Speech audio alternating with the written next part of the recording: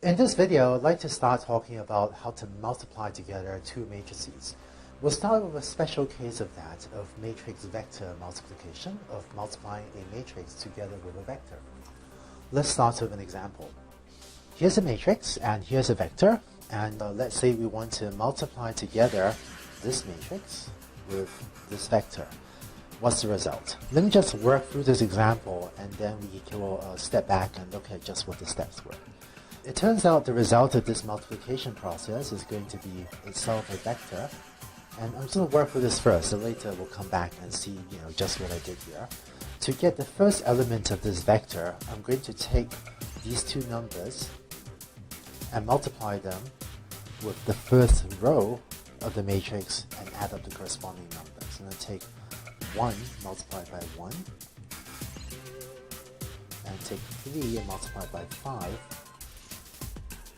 And that's what? That's 1 plus 15, so that gives me 16, and that 16 here. Then for the second element, I'm going to take the second row and multiply by the vector. So 4 times 1 plus 0 times 5, which is equal to 4. So 4 there. And finally, for the last one, 2, 1 times 1. 2 by 1 plus 1 by 5, which is equal to 7. And so I get a 7 over there. Okay? And it turns out that the result of multiplying that's a 3 by 2 matrix by a 2 by 1 matrix is also just a two-dimensional vector.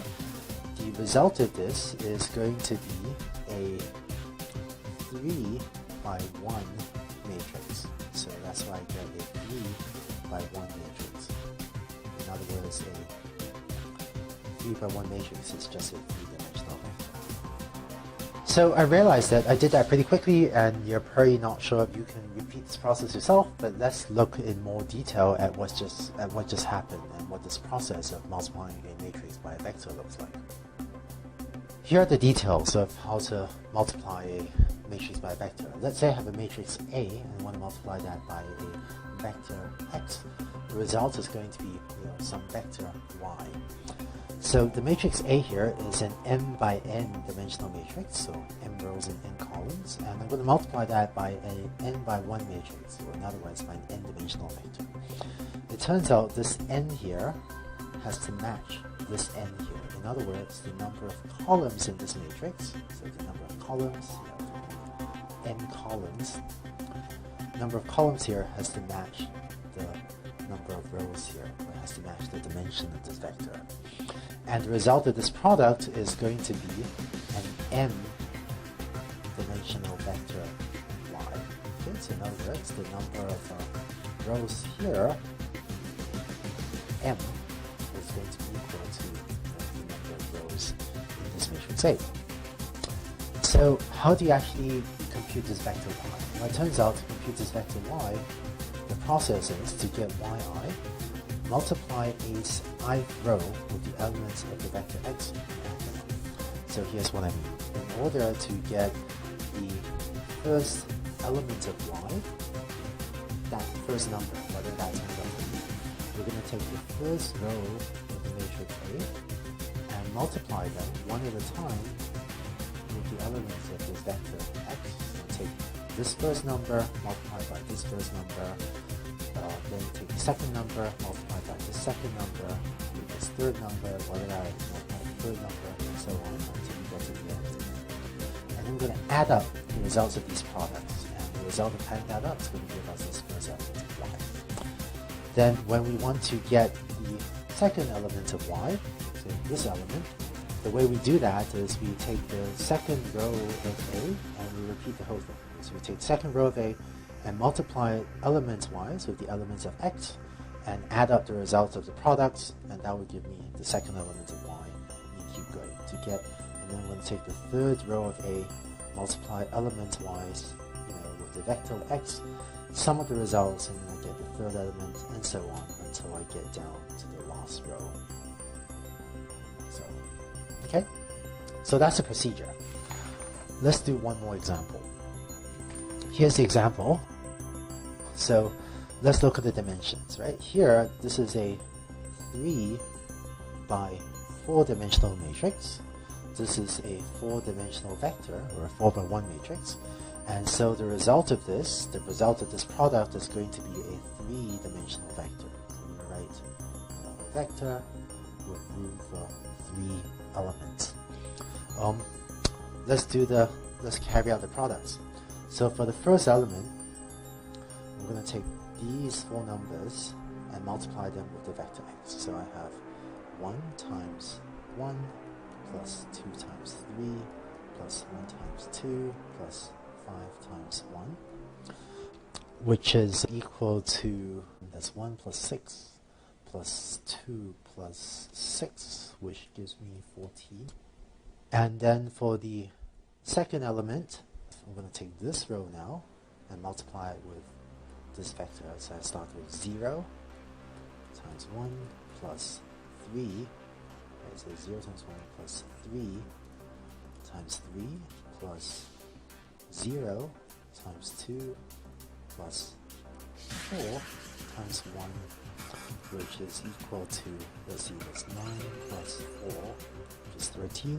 And finally, for the last element, I'm going to take this last row.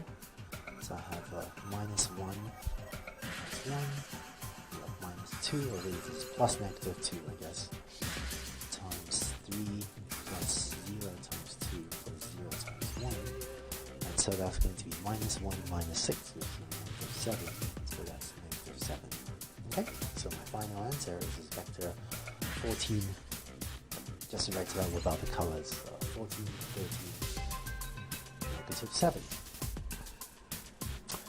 And as promised, the result here is a 3 by 1 matrix.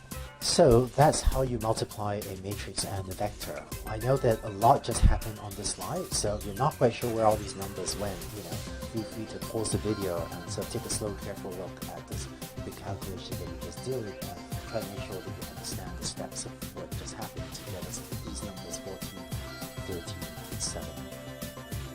Finally, let me show you a neat trick.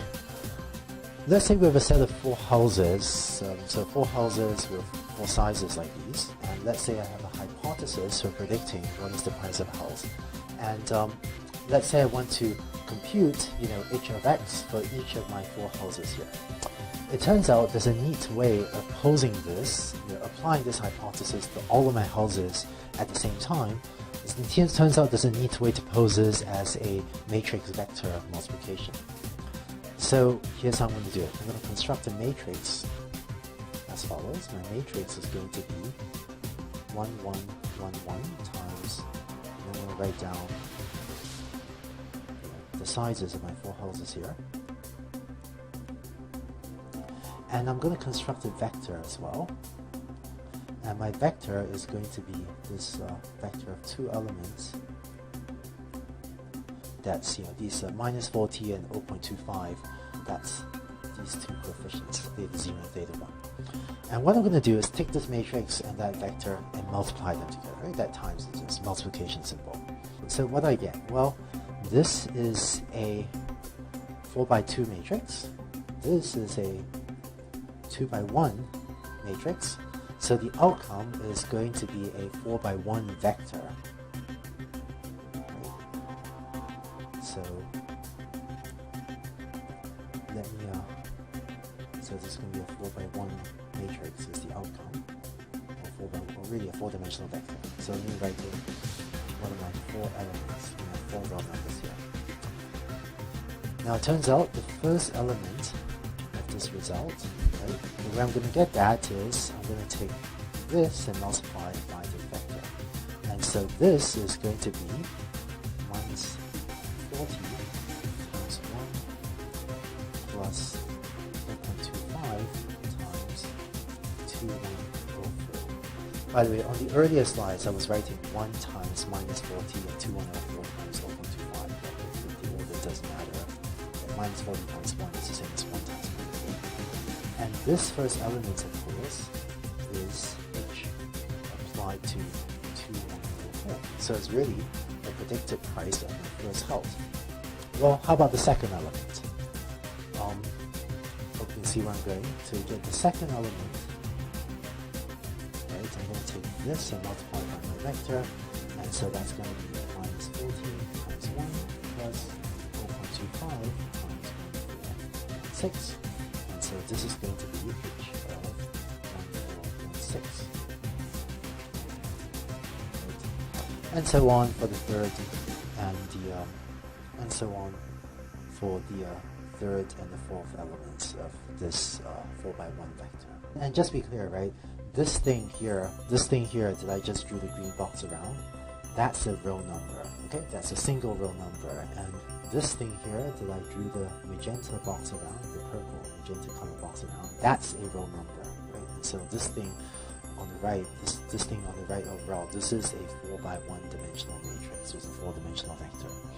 And the neat thing about this is that when you're actually implementing this in software, so when you have 4 houses and when you want to use your hypothesis to predict the prices, to predict the price Y of all of these 4 houses, what this means is that you can write this in one line of code.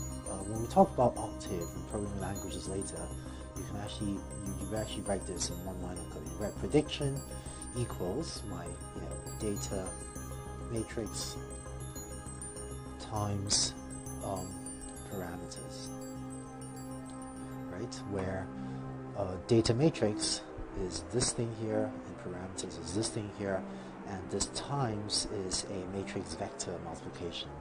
And if you just do this, then this variable, prediction, sorry about my bad handwriting, but if you just implement this one line of code, assuming you have an appropriate library to do a matrix vector multiplication, if you just do this, then prediction becomes this 4x1 dimensional vector on the right that just gives you all the predicted prices.